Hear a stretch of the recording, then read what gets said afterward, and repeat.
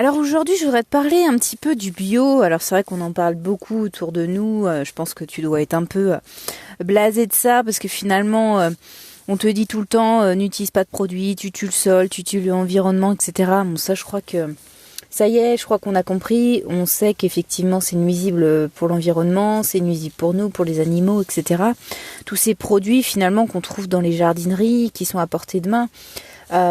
Qui sont finalement des alternatives à des problèmes que nous on a détectés dans notre jardin et que finalement l'industriel a tout fait pour créer le produit qui résout tel problème.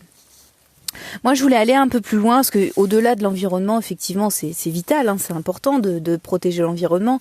Mais je crois que pour passer à l'action, il faut plus que cet argument-là.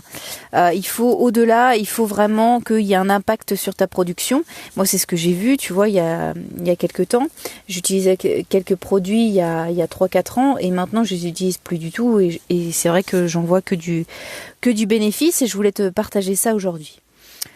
En gros, sur le premier bénéfice, déjà c'est sur ta production, parce que finalement, plus ton potager il est en bonne santé, plus il va produire et plus tu seras content. Donc ça c'est un peu la base. Hein. Concrètement, c'est pareil que l'argument précédent sur l'environnement.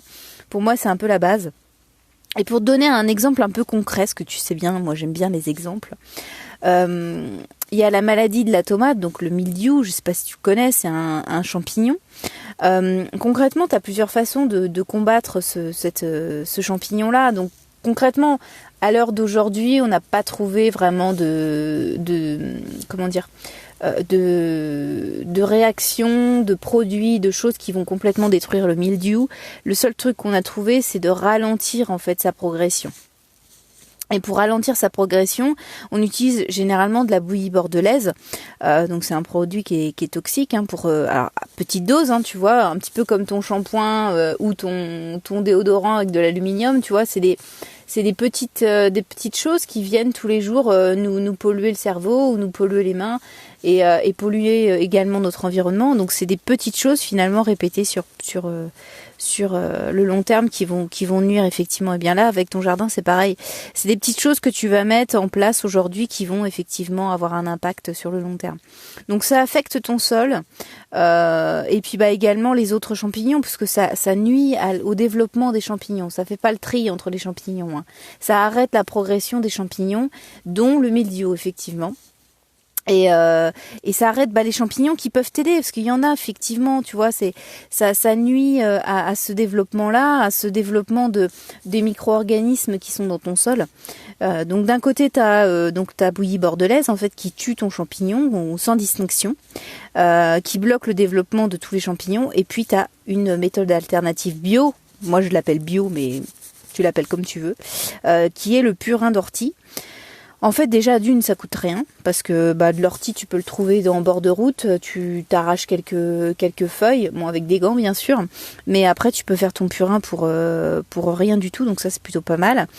Tu peux l'utiliser à n'importe quel moment, parce que concrètement, l'ortie, ça pousse bien, ça pousse dans différents endroits. Donc concrètement, t'as pas besoin d'attendre un jour où le magasin est ouvert. Finalement, tu fais ta balade du dimanche, tu dis tiens, je vais aller dans un endroit un peu sympa, en campagne et tout, et tu vas trouver de l'ortie, donc c'est assez facile à trouver. Et puis surtout, tu peux le pulvériser partout, parce qu'une fois que t'as fait ton purin d'ortie, l'avantage c'est que t'as pas à te dire mince, faut pas que ça touche les fruits, tu vois, comme la bouillie bordelaise, il faut pas que ça touche les fruits, parce qu'après ça change le goût de tes légumes, et en plus tu te repollues l'assiette, donc concrètement c'est pas super positif. Donc ça te force à être très prudent dans ta pulvérisation de bouillie bordelaise, alors que ton purin d'ortie, on s'en fiche, hein, finalement, comme ça a une vertu en fait de fortifiant, en fait ça fortifie ta plante, ça va l'aider à lutter si tu veux, ça va être un compagnon en plus, ça va être une aide, un peu comme une vitamine, tu vois, c'est comme nous avec le soleil, tu vois, ça va fortifier ta plante et ça va la rendre plus solide. Ce qui fait que, et qui plus est, non seulement pour ton pied de tomate, mais en plus pour d'autres légumes, puisque finalement ils pourront en bénéficier également. Donc peut-être que ça va te demander un petit peu d'effort à le réaliser. Franchement c'est assez rapide, t'as plein de tutos sur internet là-dessus. Et et après, bah, tu n'en as que les bénéfices parce que finalement, tu peux pulvériser massivement sur ton potager, ça va le fortifier. Contrairement à la bouillie où effectivement, c'est un produit qui vraiment nécessite d'être utilisé avec beaucoup de prudence et avoir un regard averti dessus. Donc moi j'ai un peu comparé le truc, tu vois, tu as d'un côté un produit qui coûte de l'argent, qui combat en tuant en fait, tu vois que la bouillie bordelaise elle tue.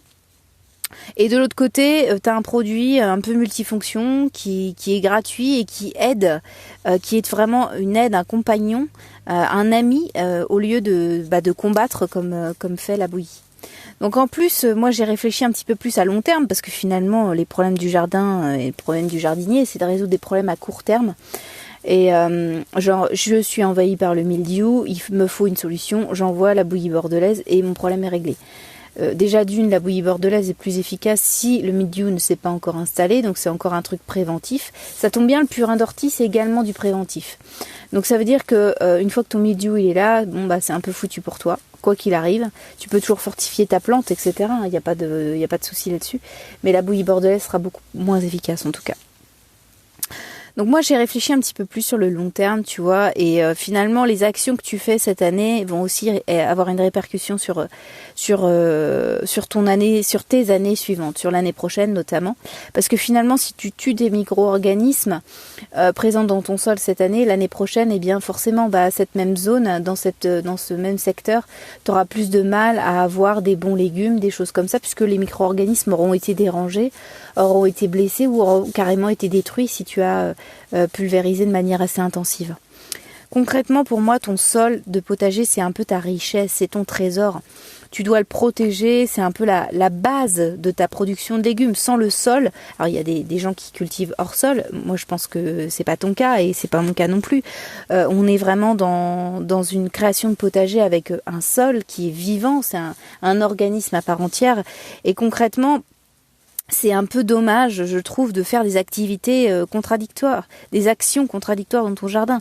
Si d'un côté tu fais un super compost, tu as des vers qui viennent nourrir tout ça, tu nourris ton sol avec des bonnes choses, tu mets tes ordures ménagères, tu mets ton gazon, tu mets de la paille, tu fais plein de choses, tu as une super qualité de sol et concrètement tu amènes une action qui va tout détruire concrètement, qui va à l'encontre de ce que tu as fait précédemment, qui est de pulvériser de la bouillie bordelaise. Donc pour moi c'est un peu contradictoire de fonctionner comme ça, d'un côté de faire tout ce qu'il faut pour que ton sol soit riche, que ça soit un peu ton trésor, et d'un autre côté le dégrader avec des produits chimiques. Donc ça c'est un peu dommage. En plus ça te force à travailler, ça te fait du travail pour rien, parce que ça veut dire que ton compost il sert pas à grand chose. Il va peut-être compenser le fait que tu aies fait ta bouillie bordelaise, mais c'est un peu deux actions qui se contredisent pour moi. Donc c'est un peu à réfléchir. Au-delà du côté d'avoir un bon environnement, de protéger l'environnement, qui est vraiment très important, hein, je vais au-delà et franchement, je pense que c'est un peu travailler pour rien que de faire des actions qui se contredisent. Alors c'est peut-être un peu radical ce que je te dis et ça dépend des proportions que tu utilises. Mais concrètement, c'est un peu dommage. C'est faire et défaire, tu vois. Et c'est un peu compliqué. Moi, je trouve que c'est se rajouter du travail, et tu le sais bien, si tu me suis depuis pas mal de temps, je suis un peu la feignasse, j'aime bien travailler de manière intelligente, cohérente, et c'est vraiment là l'intérêt de tout ça, c'est de partager avec toi les erreurs qu'on peut faire. Moi, je l'ai fait, travailler avec des produits chimiques, et finalement, tu vois, j'y reviens, et je me dis, en fait, c'est ridicule. Et là, le but, c'est vraiment de travailler en bonne intelligence, de savoir ce que tu fais, et pourquoi tu le fais. Est-ce qu'il y a un réel bénéfice dans ton jardin? Est-ce que c'est pas mieux de effectivement utiliser un purin d'ortie qui va te prendre 5 minutes à le faire, une balade le dimanche tranquille à récupérer ton ortie, ou plutôt d'aller dans une jardinerie, acheter ta bouillie bordelaise, faire ta préparation, parce qu'il y a forcément une préparation à faire, un mélange à faire, et puis pulvériser. Voilà. Comment tu vas te sentir après ces deux actions? Moi, je t'avoue que j'ai pris ma décision d'il y a 3-4 ans et je ne reviendrai pas dessus, je pense. En tout cas, si tu veux aller plus loin, si tu veux avoir plus de conseils, plus de retours d'expérience et autres, j'envoie des mails privés régulièrement avec des astuces, avec, tu vois, mes erreurs à pas commettre, des petites idées, tu vois, qui peuvent t'aider dans ton potager au quotidien. C'est gratuit, si ça t'intéresse, tu t'abonnes. Si ça t'intéresse plus, tu te désabonnes, c'est hyper facile, tu vois. Si ça te dit, tu t'inscris et puis je t'envoie un mail dès demain. Voilà, jardine bien.